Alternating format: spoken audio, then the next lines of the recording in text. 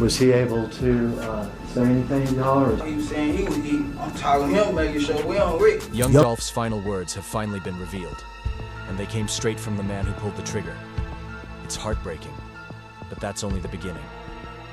New chilling details about Dolph's last moments are now coming to light, and they could completely change everything you thought you knew about how and why he was killed.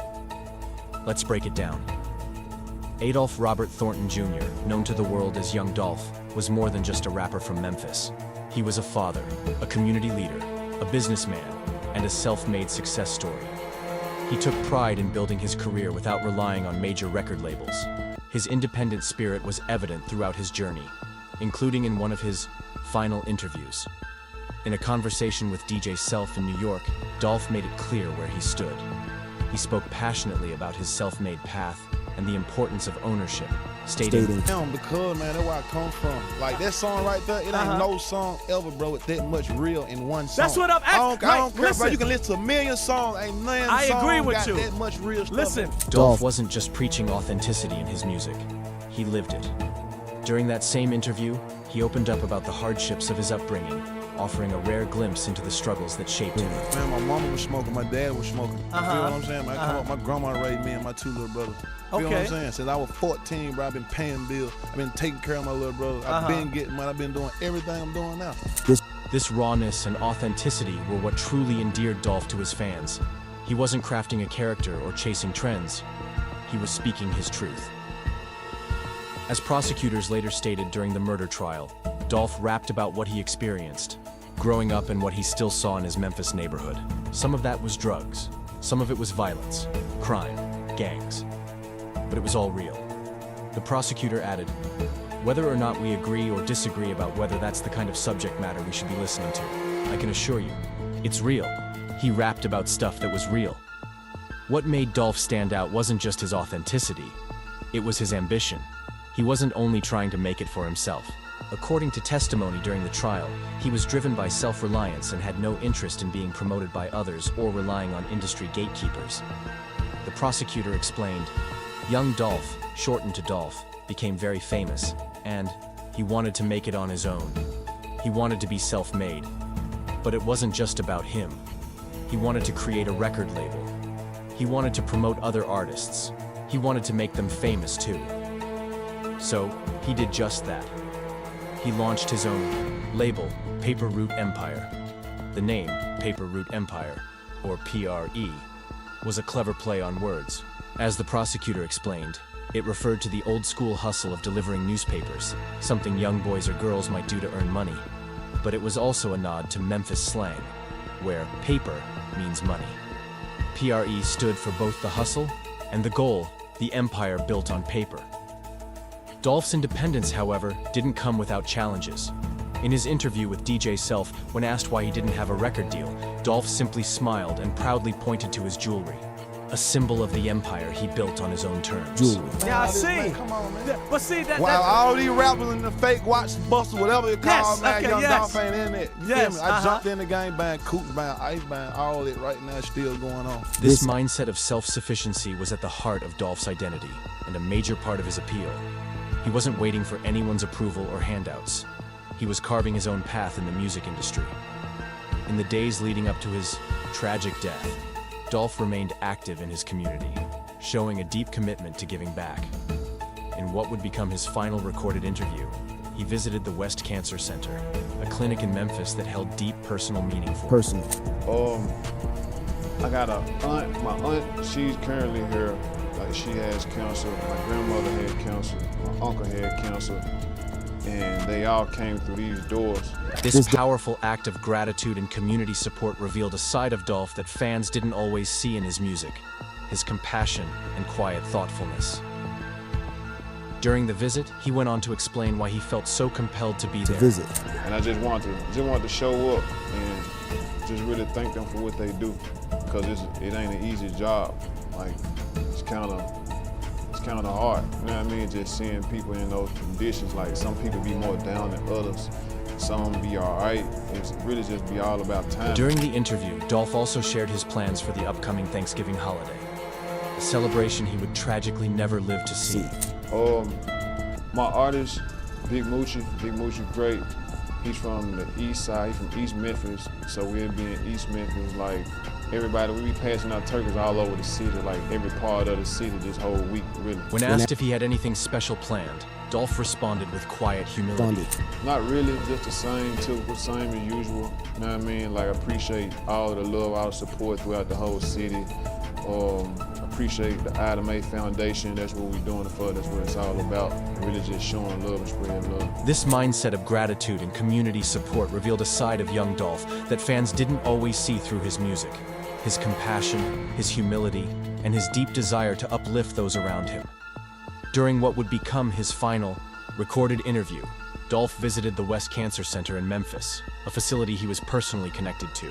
He spoke about his plans for Thanksgiving, a holiday he tragically wouldn't live to see.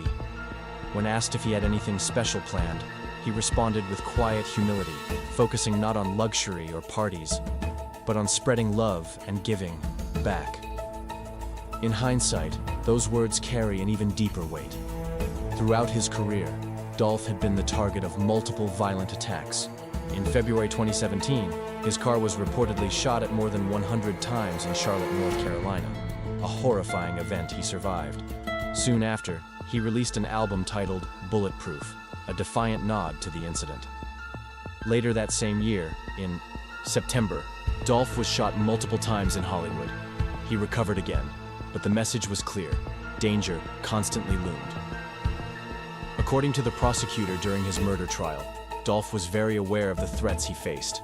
He lived with the understanding that violence, danger, and jealousy were part of the environment around him. His brother, Marcus Thornton, often served as his unofficial security. Not just a sibling or friend, but a protector. In fact, when they entered Makita's homemade cookies on that fateful day, Marcus had a gun on him and another in the car. But Dolph, despite all the risks, refused to live in fear. He continued to move freely through Memphis, maintaining his connection to the community that raised him. That choice, admirable and brave, would sadly lead to tragedy. What began as a normal day turned into one of the darkest in Memphis history. Young Dolph, driving his custom-wrapped Corvette, pulled into a gas station before heading to Makita's homemade cookies, a small South Memphis bakery he regularly supported. Just a week earlier, he had appeared in a TikTok video at that same shop, casually praising their cookies. Someone off camera had even warned, "Be safe." That video would later go viral, haunting fans with its eerie foreshadowing. At 12:21 p.m., Dolph and Marcus entered the cookie shop. Surveillance footage showed Dolph wearing a yellow shirt, blue jeans, and white sneakers, smiling, talking on the phone, and picking out treats. He wore his signature PRE chain. What he didn't know was that a white Mercedes had been following him. According to the prosecutor, that vehicle had been trailing Dolph from the street, looping through traffic, and then finally parking nearby. It had back-end damage and was later confirmed to be a stolen car, allegedly traded by defendant Justin Johnson just hours earlier. Then, the horror began. Two men exited the white Mercedes. One, wearing a hoodie and sweatpants, carried a large semi-automatic weapon. The other held a handgun. The prosecutor identified them as Cornelius Smith and Justin Johnson, respectively. Inside the shop, Dolph had walked toward the back, near the bathrooms.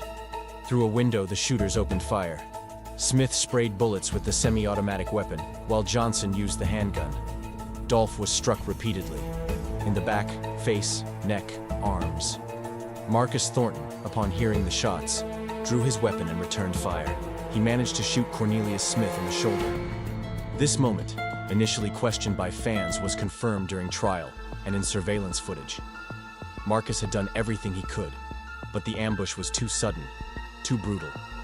The entire attack lasted only seconds. Dolph was shot 22 times. The autopsy later revealed injuries to his head, neck, torso, arms, and back. There were 6 entrance wounds to his back and 3 exit wounds in his chest and abdomen. The trajectory of the Yale bullets suggested he was primarily shot from behind. This was no robbery. It was a calculated, targeted hit. The killers fled the scene in the stolen Mercedes. News of Dolph's death spread rapidly. Fans, friends, and family were devastated. Crowds gathered outside Makeda's to mourn. Flowers, balloons, and messages poured in, but so did rumors. Some online conspiracies suggested Dolph was already dead before arriving at the shop, but surveillance footage debunked those claims. The video evidence left no room for doubt. Dolph had been alive. He had walked into that shop. He had been ambushed. Memphis police moved quickly. Photos from surveillance were released, identifying Justin Johnson, aka Straight Drop, and Cornelius Smith as the primary suspects. Smith was already in custody for an unrelated case. Johnson was arrested in Indiana by U.S. Marshals in January 2022. A third man, Shundale Barnett, was charged with being an accessory for allegedly helping Johnson flee. Two more men, Devin Burns and Joshua Taylor, were later named as persons of interest. During the trial, prosecutors painted a picture of a carefully orchestrated hit. Smith and Johnson weren't lifelong friends. They were brought together for this purpose. Smith, allegedly a drug user from the Orange Mound area, was said to get his drugs from a man named Quet, an older figure in the neighborhood involved in street dealings and music connections. Quet allegedly tried to shop young artists to Yo Gotti's label, CMG, Collective Music Group. This connection raised eyebrows, given Dolph's long-standing public feud with Yo Gotti. During the trial, prosecutors alleged that a $100,000 bounty had been placed on Dolph, reportedly by Gotti's late brother, Big Jook. Though this claim hasn't been definitively proven in court, it added fuel to an already explosive theory of motive. The surveillance footage, witness testimonies, and even Cornelius Smith's own confession painted a damning picture. Smith testified against Johnson, admitting to his role in the shooting. Still, no credible report has revealed young Dolph's final words. The cookie shop's footage had no audio, and no witnesses heard him speak before the ambush. Some fans point to his final Instagram posts, but those were made weeks earlier and cannot be considered true last words. Young Dolph was only 36 years old. He left behind his partner, Mia J., and their 2 children. But his death also left a hole in Memphis, not just in music, but in the soul of the city. Mia J. had long been a vocal advocate against violence, running a campaign titled, "Black Men Deserve to Grow Old." After Dolph's murder, her message became even more urgent. She used her voice to raise awareness, comfort grieving families, and challenge the culture of violence in Black communities. Dolph's label, Paper Route Empire, PRE, was also left without its founder, but artists like Key Glock and others pledged to carry on his vision. In January 2022, PRE released a tribute album titled Long Live Dolph, a powerful, emotional homage featuring Dolph's protégés and friends. And his charitable legacy? It lives on. The turkey giveaways he organized every Thanksgiving continue. His family and team made sure of that, determined to keep his memory alive not just in music, but in action. In his final interview at the West Cancer Center, young Dolph spoke about the importance of giving back. "I just think it's necessary to show love while you're here," he said. And he did, with his music, his independence, and his unwavering love for the people of Memphis. You know what I mean? Like, I appreciate all the love, all the support throughout the whole city. Appreciate the Adam A Foundation. That's what we're doing it for. That's what it's all about. Really just showing love and spreading love. These words took on even greater meaning after young Dolph's death, serving as a testament to his values and his unwavering commitment to his community. Dolph's murder also ignited broader conversations about violence in hip-hop, particularly in Memphis. The city had already been struggling with rising homicide rates, and his death became a painful reminder of the dangers faced by successful artists who choose to remain rooted in their hometowns. Some pointed to his long-standing feud with fellow Memphis rapper Yo Gotti as a case study in how rap rivalries can escalate beyond lyrics and into real-world violence. While there was no direct evidence linking Gotti to the killing, the prosecution's claim that the hit was allegedly ordered by Gotti's late brother, Big Jook, only intensified the speculation. Others shifted focus to the larger systemic issues, driving violence in urban communities, poverty, lack of opportunity, and a culture that normalizes resolving conflict through force. Dolph's own lyrics often reflected the gritty truths of life in Memphis: drugs, gangs, crime, and survival. As the prosecutor stated during the trial, Dolph rapped about the things he saw growing up, and the things he still saw in his Memphis neighborhood. Some of that is drugs. Some of it is violence. Some of it is gangs. Whether or not we agree on the subject matter, I can assure you, it's real. That raw honesty, his willingness to speak about the darkness, was part of what made Dolph resonate so deeply with fans. But it also mirrored the harsh reality that would ultimately take his life. In the years since his passing, young Dolph's music has continued to echo. Posthumous releases and collaborations have kept his voice alive, allowing longtime fans to reconnect and new listeners to discover the depth of his artistry. His influence stretched far beyond his own catalog. He mentored up-and-coming artists, championed ownership over one's masters, and built an empire on his own terms. Dolph proved that success was possible without a major label, inspiring a new generation of independent artists to follow his lead. The site of his murder, Makita's homemade cookies, became an unintended memorial. Fans continue to visit, leaving flowers, notes, and tributes. The small business, once a local favorite that Dolph publicly supported, now carries the emotional weight of his death.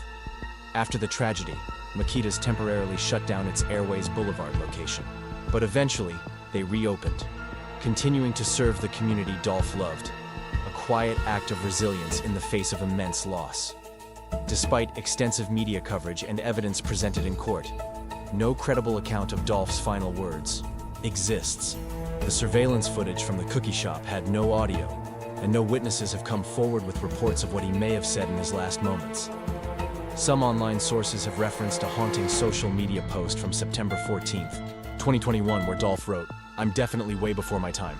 But this post came weeks before his death, and while it stirred emotion, it cannot be considered his final message. The absence of confirmed last words adds to the heartbreak. There was no farewell, no final thought or message left behind, just silence, followed by grief. Young Dolph's story doesn't end with the bullets that took his life. It lives in everything he built and everyone he inspired. His legacy is defined not by how he died, but by how he lived. His rise from adversity, his refusal to conform, his decision to stay independent, his love for Memphis, his music, his mentorship, his generosity. These are the things people remember. Dolph's partner, Mia J., continues to honor his legacy through her Black Men Deserve to Grow Old campaign, a message that now carries the weight of lived loss. Even before Dolph's murder, she had been speaking out about the importance of protecting Black men and families. After his death, her voice grew louder. Dolph's label, Paper Route Empire, also continues his mission. Artists like Key Glock and others have vowed to carry the torch, releasing music that reflects Dolph's vision and keeps his influence alive. In January 2022, the label dropped a tribute album titled Long Live Dolph, featuring tracks from PRE's roster that honored the man who started it all. Makita's reopened. The community kept moving, but no one forgot. Dolph's annual turkey giveaways during the holidays, his words in interviews, and his fierce belief in self-made success, they remain part of Memphis's heartbeat. His legacy is etched not just into the culture of hip-hop, but into the fabric of his city. And as the legal process continues, with more trials and possible revelations to come, one thing is already certain: young Dolph mattered. In his final sit-down with DJ Self, he left the world with a message that now echoes louder than ever. Work hard, earn your respect, and he did, every step of the way. You work hard enough, bro, like, people can't do nothing but recognize you. You know what I'm saying? Like, especially with the music thing, it's just about, it's respect, bro. People know when you work. Feel what I'm saying? Like, people that's in the business, they know when you work. Young Dolph's relentless work ethic, his dedication to his craft, and his love for his community ensured that he would be remembered long after his untimely death. His legacy lives on, through the music he created, the artists he mentored, and the community efforts he so passionately supported. It's a powerful testament to a life that, though cut short, left an unforgettable mark. If you found this video meaningful, feel free to click on any of the cards on your screen to explore more stories like this one.